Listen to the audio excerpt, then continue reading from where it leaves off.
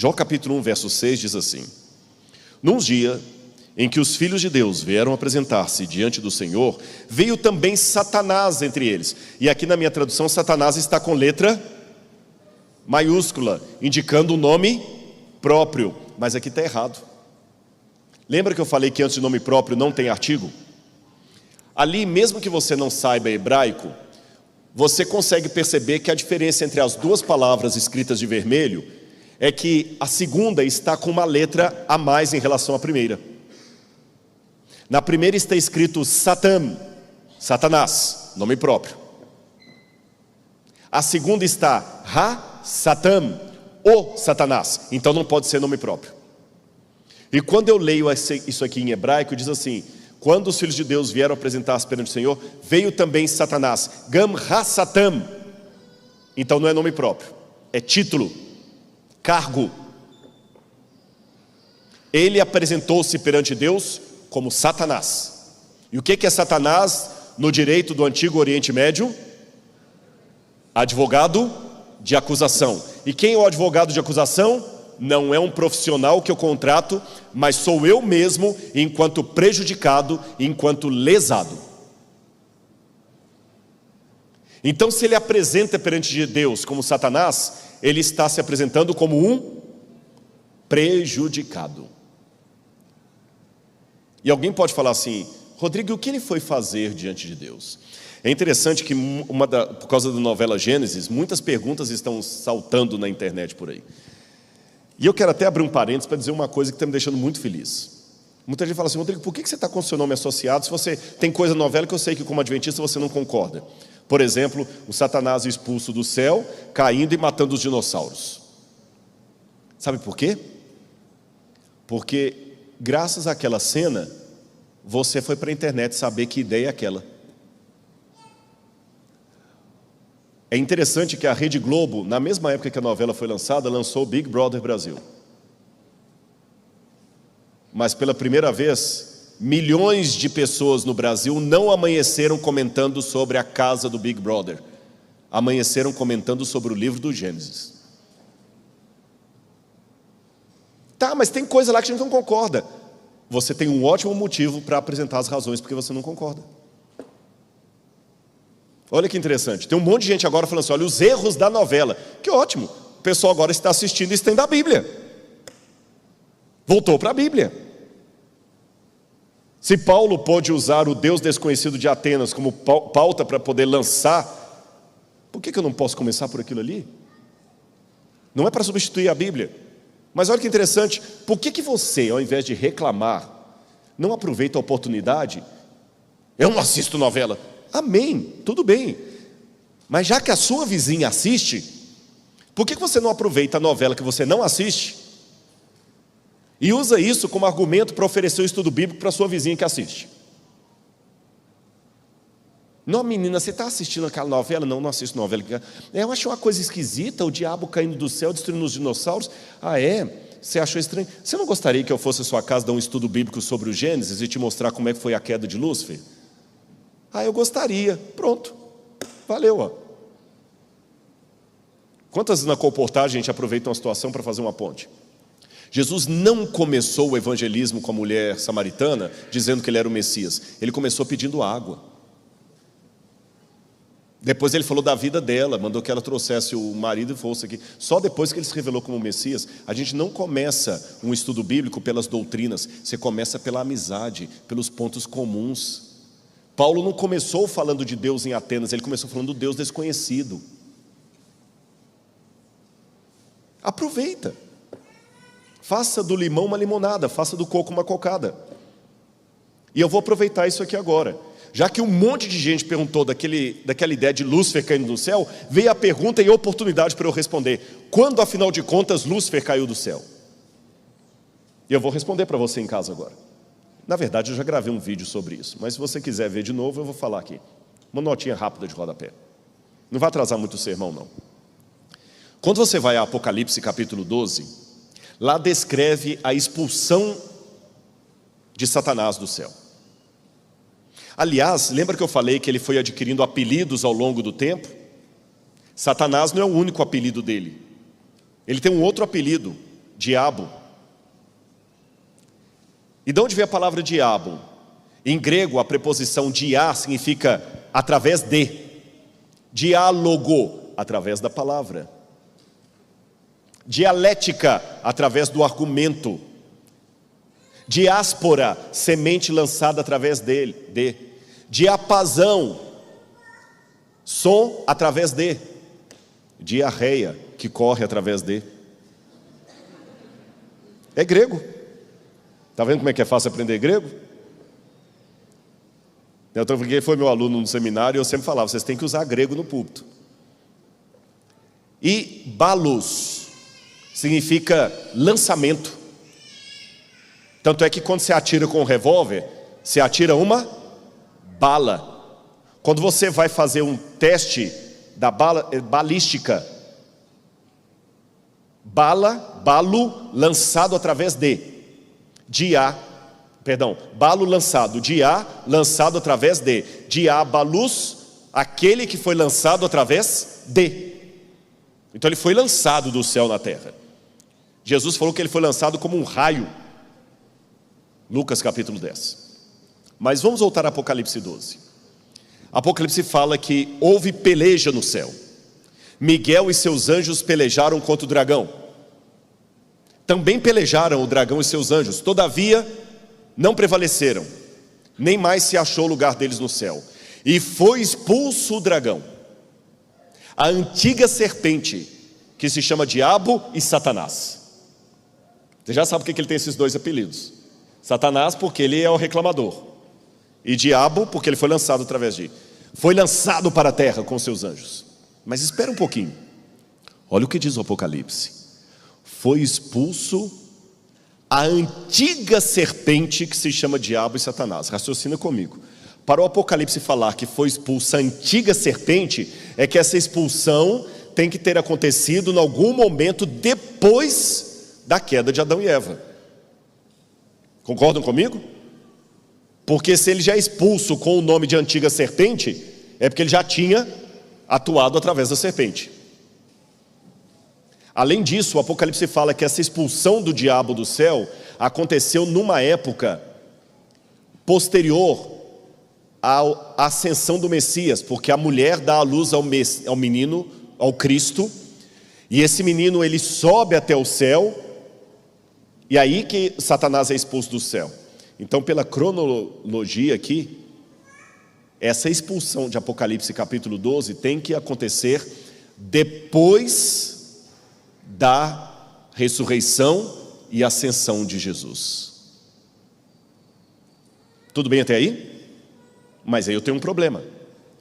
Porque em Lucas capítulo 10, Jesus, antes de morrer e ressuscitar, declarou: eu via Satanás caindo do céu como um relâmpago, ou como um raio.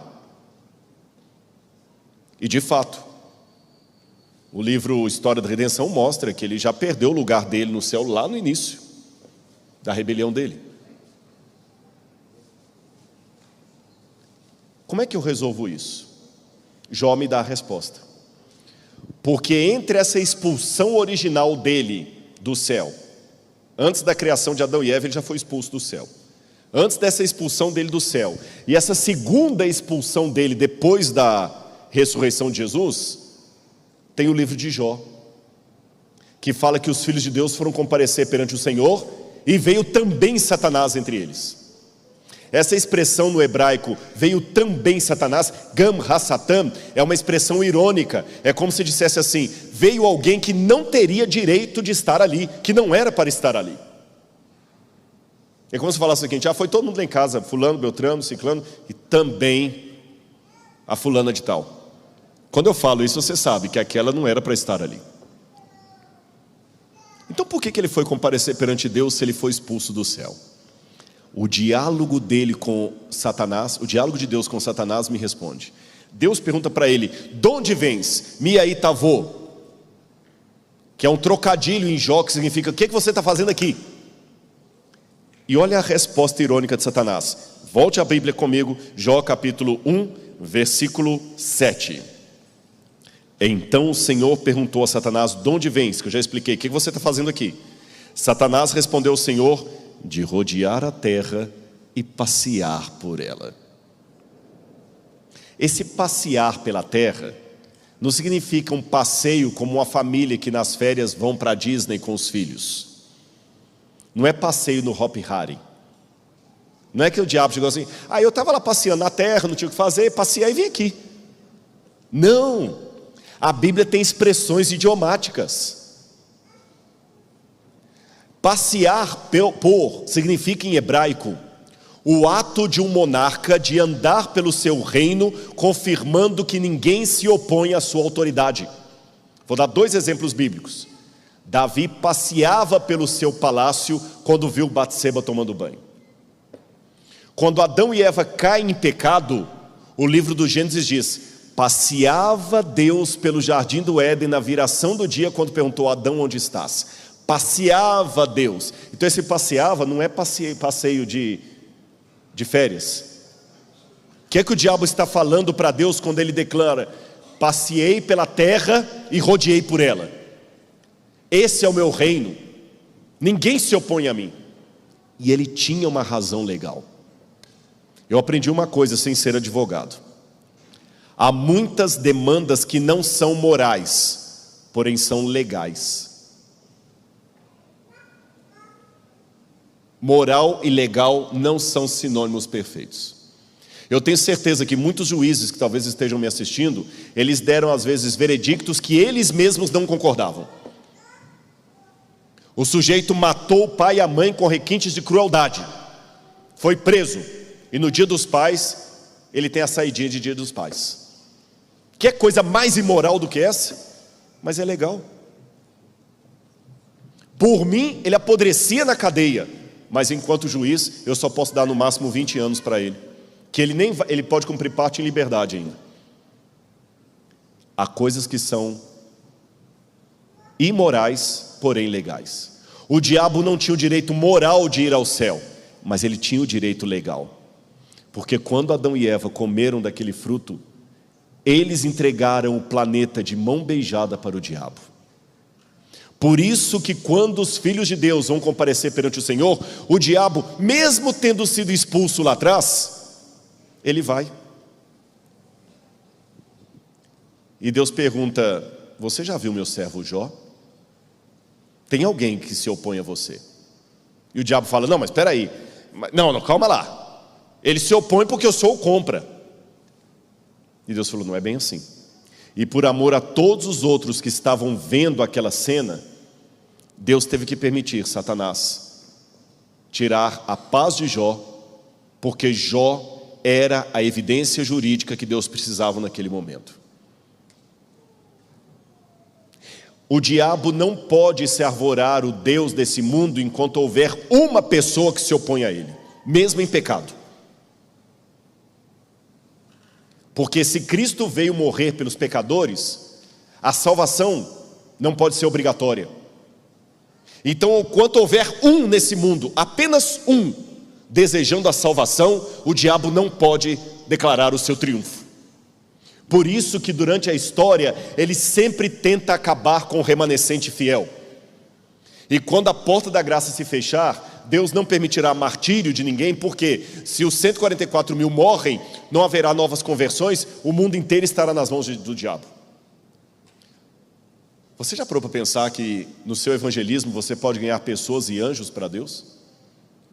Porque o testemunho de Jó fez com que muitos vissem o caráter de Deus. A gente fala de dar estudo bíblico para ser humano, Jó deu estudo bíblico para anjos. E Jó começa a sofrer tudo. Agora, eu quero só antecipar aqui para a parte final as respostas de Deus. Deus vai aparecer para responder a Jó lá no capítulo 38. Abra a Bíblia comigo em Jó 38. Eu vou ler o verso 1. Então, do meio de um redemoinho, o Senhor respondeu a Jó e disse: quem é este que obscurece os meus planos com palavras sem conhecimento? Cinja os lombos como homem, pois eu lhe farei perguntas e você me responderá. Essa expressão idiomática, cinja os lombos, é o seguinte: as pessoas quando iam viajar, eles pegavam todos os apetrechos de viagem e colocavam amarrados na cintura. Ou quando eles trabalhavam com aquelas túnicas maiores, no campo, qualquer coisa, ele pegava a túnica e rodava aqui tipo um fraldão e amarrava aqui nos rins mesmo, porque se você precisasse correr ficava mais fácil. Então cingir os lombos ou amarrar os rins é uma expressão idiomática para vamos viajar. É como falar o seguinte: arruma as malas. E a forma como Deus aparece para Jó, gente, ela é icônica. Eu sei que para o nosso estilo de humor não parece engraçado, mas para o típico humor do Antigo Oriente Médio, foi uma cena muito pitoresca e engraçada. Deus aparecer num redemoinho seria mais ou menos como se o Todo-Poderoso chegasse agora numa lambreta, daquelas lambretas dos anos 60, e quebrasse o clima pesado da história com um ar de graça. E falasse assim: Jó, quem está questionando aí quem sou eu? Ah, é você, né? Monta na minha garupa, que eu quero dar uma carona para você e quero te fazer umas perguntas. Sabe o pai que fala com o filho assim: olha, entra no meu carro, vamos sair, vamos dar uma volta que eu quero conversar com você. E Jó, tímido, monta na garupa de Deus. E Deus começa a mostrar para Jó todas as grandezas do universo. E fazendo perguntas: onde é que você estava quando eu criei a neve? Quando eu liguei os 7 estrelas e o Orion? Onde é que você estava quando eu fiz isso, quando eu fiz aquilo? E Jó ficou assustado diante da grandeza de Deus e emudecido diante do fato mais óbvio, que você não deve discutir com um especialista. E isso aqui eu digo de carteirinha, não porque eu seja especialista em alguma coisa, mas é que pelo fato de me tornar especialista em alguma coisa, eu descobri o tanto de coisa que eu não sei. Acho que até um ato inconsciente, toda hora que eu falei do direito, eu olhei para você, porque eu sei que eu não sou da área, eu posso falar uma besteira. Por isso que eu não gosto de falar de tudo na internet, porque Jesus era o caminho, a verdade e a vida, e nem por isso ele deu palpite em tudo. Mas tem pessoas hoje que querem ser especialistas em tudo: economia, política, religião, tudo. Ele sabe de tudo. Tem o conhecimento vasto como o oceano e profundo como um pires. E uma característica do especialista é que ele faz coisas que você não entende. Pastor não entende construção, e toda vez que o pastor quis meter o bedelho para construir de um jeito diferente do que o irmão pedreiro estava notificando, depois teve que ir lá porque a igreja estava caindo. Ele fez teologia, ele não é pedreiro. Fique na sua área. Então, como se Deus falasse: Jó, você está querendo discutir comigo? É porque hoje todo mundo é especialista em tudo com o Google, né? Todo mundo é especialista em vacina, todo mundo tem uma opinião qual que é a melhor, qual que não é melhor, que se deve tomar, se não deve tomar. E o que você é formado? Em letras. Todo mundo tem opinião de tudo. Deus: Jó, pare a tua opinião, você não sabe. Aí depois dessa volta, Deus chega com Jó no mesmo ponto onde ele parou. Aí Deus desce da lambreta, Jó desce da lambreta, e Jó já vai saindo cabisbaixo. E Deus fala, capítulo 40, verso 1: o Senhor disse mais a Jó: será que alguém usa de censuras, pode discutir com o Todo-Poderoso? Que responda isso àquele que critica Deus. Imagina a cena: Jó desceu da lambreta de Deus, cabisbaixo, o corpo fala, dizia Pierre Weil, e Jó ali triste, né, acabrunhado, e Deus: então, vai discutir comigo? E Jó foi sendo fininho, calado. Então Jó respondeu ao Senhor e disse: sou indigno, que responderia eu? Põe a minha mão sobre a boca, uma vez falei, não direi mais nada. Mais nada. E Deus falou assim: está satisfeito, Jó? Estou, sim, Senhor. Respondi a todas as suas perguntas? Sim, Senhor. Tem certeza? Tem, sim, Senhor. Não vou falar mais nada, não. Eu respondi a tudo? Você entendeu agora o plano cósmico, que eu sei mais do que você? Mas espera aí, eu não respondi por que eu meti você nessa história. Uma coisa é saber o grande conflito de maneira cósmica, outra coisa é a minha biografia. Uma coisa é ver dados sobre o Covid na televisão, outra coisa é estar com um parente que eu amo entubado. A notícia tem outro sabor. Uma coisa é saber que o World Trade Center caiu em setembro nos Estados Unidos. Outra coisa é ter minha filha trabalhando num andar que foi atingido pelos aviões. Jó, monta aí na carona. Eu quero dar outra volta com você. Senhor, mas não precisa não. Entra. E Jó monta de novo na garupa de Deus. Só que dessa vez, Deus não mostra as grandezas da natureza para Jó. Sabe o que Deus mostra? 2 paquidermes, que em hebraico são chamados de Leviatã, a serpente, o dragão do mar, e Behemoth, que seria um monstro da terra. É ruim que algumas traduções verteram esses nomes hebraicos de Leviatã por crocodilo e Behemoth por hipopótamo, mas eu não gosto dessas traduções. Eu prefiro deixar Leviatã e Behemoth, que são 2 típicos animais que não tem na fauna. São animais monstruosos, mitológicos. Esses animais são o exemplo, o símbolo máximo do mal. Na cultura ugarítica, nós já temos a ideia do deus El destruindo o dragão de 7 cabeças, cortando uma de suas cabeças, está vendo lá? No Apocalipse também fala do dragão, que é a antiga serpente. E geralmente, o livro de Jó fala de 2 animais, um marítimo, outro terrestre. Um do mar, outro da terra. No Apocalipse também você tem 2 bestas, em Apocalipse 13. Uma besta que surge do mar e uma besta que surge da terra. 2 monstros caóticos representando a totalidade do mal. E no livro de Jó, Deus começa a lutar, e a própria pergunta de Deus e reação de Jó dá a entender que Deus tem até alguma dificuldade com aqueles animais. Aí Jó, será que você consegue pescar o Leviatã com o anzol? E o Behemoth? E o Jó, que na primeira carona ficou só estarrecido com a grandeza da natureza, agora ele estava apavorado de medo. Eu imagino o Jó querendo até se esconder atrás de Deus, enquanto Deus duela com aqueles animais ali. E quando Deus termina aquela batalha, eu imagino Deus terminando até sôfrego. Entra, Jó, vamos voltar. E Deus está cansado. E Deus pergunta, você entendeu agora, Jó? Aí Jó responde, bem sei que tudo podes. Jó 42, verso 2. E nenhum dos teus planos pode ser frustrado. Tu perguntaste, quem é este que sem conhecimento encobre os meus planos? Na verdade, eu falei do que eu não entendia, coisas que são maravilhosas demais para mim. Dessas coisas eu não conhecia.